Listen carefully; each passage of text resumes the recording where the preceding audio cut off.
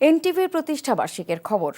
Malaysia প্রবাসীদের ভালোবাসায় সিক্ত দর্শক নন্দিত চ্যানেল এনটিভি 22 পেরিয়ে 23 বছরের পদার্পণ উপলক্ষে আয়োজন করা হয় বর্ণাঢ্য অনুষ্ঠানের। কায়সার হামিদ হান্নানের পাঠানো রিপোর্ট।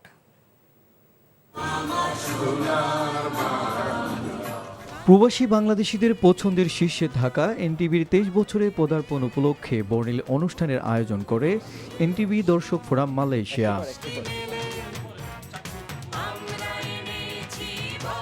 কুয়ালালামপুরের হোটেল ইন্টারকন্টিনেন্টালে আয়োজিত অনুষ্ঠানে সভাপতিত্ব করেন এনটিভি দর্শক ফোরাম মালয়েশিয়ার প্রধান উপদেষ্টা মোহাম্মদ মোশাররফ হোসেন। প্রধান অতিথি ছিলেন বাংলাদেশ হাই কমিশনের প্রেস সচিব সুফি আব্দুল্লাহ হিল মারুফ। অনুষ্ঠানটি সঞ্চালনা করেন মালয়েশিয়া আলফা ইউনিভার্সিটির শিক্ষার্থী সাবরিনা জান্নাত সূচনা এবং ইউনিভার্সিটি পুত্রা মালয়েশিয়ার শিক্ষার্থী আদিবা আহমেদ। এনটিভির বিগত দিনের অর্জনগুলো তুলে ধরেন বাংলাদেশ কমিউনিটি প্রেস ক্লাব মালয়েশিয়ার সহসভাপতি ও এনটিভির স্টাফ করেসপন্ডেন্ট কায়সার হামিদ হান্নান। আমি বিশ্বাস করি প্রবাস থেকেও দেশীয় সংস্কৃতি, সংবাদ এবং সমাজের সঙ্গে সংযোগ রক্ষা করার চলার দীর্ঘ সময়টি এনটিভি আপনাদের বিশ্বাসের প্রতীক হয়ে উঠেছে। প্রবাসী ধরনের আয়োজন করা এটা অত্যন্ত গুরুত্বপূর্ণ একটা বিষয়।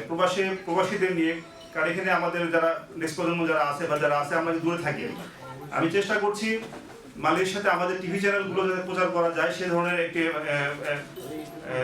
উদ্যোগ নেওয়ার জন্য এনটিভির পক্ষ থেকে বাংলাদেশে যারা সম্মানিত সাংবাদিকবৃন্দ আছেন তাদের কাছে অনুরোধ করব, আপনারা বাংলাদেশের নতুন বাংলাদেশ বিনির্মাণে, বাংলাদেশ একটি ইনসাফের রাষ্ট্র কায়েমে এবং সঠিক সুন্দর বাংলাদেশ, দুর্নীতিমুক্ত বাংলাদেশ গড়ার প্রশ্নে আপনারা সঠিক তথ্য মানুষের কাছে তুলে ধরবেন। অনুষ্ঠানে আরও বক্তব্য দেন ঢাকা বিশ্ববিদ্যালয়ের অধ্যাপক doctor Hamida Khanam, Hajiganj ideal college of এডুকেশনের principal Mohammad Salauddin Bhuiya, Mahtab university of science and টেকনোলজির প্রতিষ্ঠাতা ও chairman Mahtab Uddin Biswas, nice international হোটেলের ম্যানেজিং ডিরেক্টর খন্দকার হাসান কবির, বাইফাই অ্যাওয়ার্ডের president Shahriar Swapan, Bangladesh community press club মালয়েশিয়ার সভাপতি Aminul Islam Ratan, Malaysia Bangladesh chamber of কমার্সের সভাপতি মাহবুব আলম শাহ, যুবনেতা জসিম উদ্দিন, নারী উদ্যোক্তা পাপিয়া আক্তার ও রিজওয়ানা সোনিয়া সহ অন্যরা।